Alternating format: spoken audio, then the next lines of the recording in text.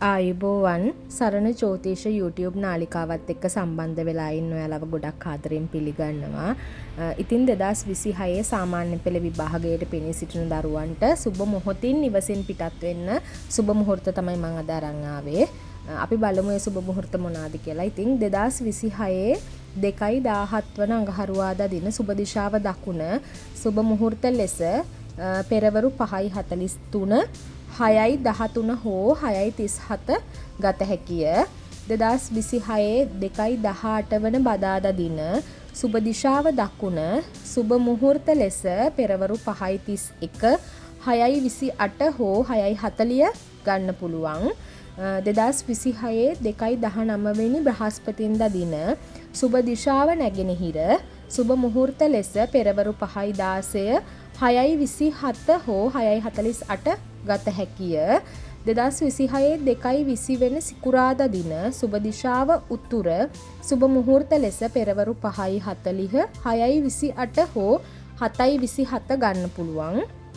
2026 2:21 වන සෙනසුරාදා දින සුබ දිශාව උතුර සුබ මුහුර්ත ලෙස පෙරවරු 6:04 හෝ 6:16 ගන්න පුළුවන්.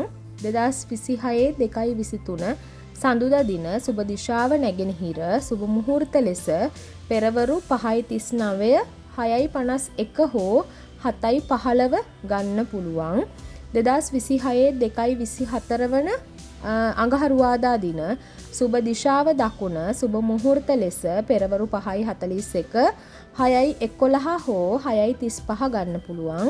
2026 2:25 වන බදාදා දින සුබ දිශාව දකුණ සුබ මුහුර්ත ලෙස පෙරවරු 5:27 6:26 හෝ 6:38 ගන්න පුළුවන්. 2026 2:26 වන බ්‍රහස්පතින්දා දින සුබ දිශාව උතුර සුබ මුහුර්ත ලෙස පෙරවරු 5:02 6:27 හෝ 6:46 ගන්න පුළුවන්. ඉතින් මෙවර සාමාන්‍ය පෙළ විභාගයට පෙනී සිටින මගේ දරුවන් සියලුම දෙනාට නැන නුවණ පහළ වෙලා මතක ආවර්ජනය ඇති වෙලා මේ කරන විභාග කටයුතු ඉහළින්ම සමත් වෙන්න ශක්තිය වාසනාව මම ප්‍රාර්ථනා කරනවා. ඉතින් මම සරණ ජ්‍යොතිෂ සේවය වෙනුවෙන් ජ්‍යොතිර්වේදිනී චතුරි ප්‍රනාන්දු තෙරුවන් සරණයි.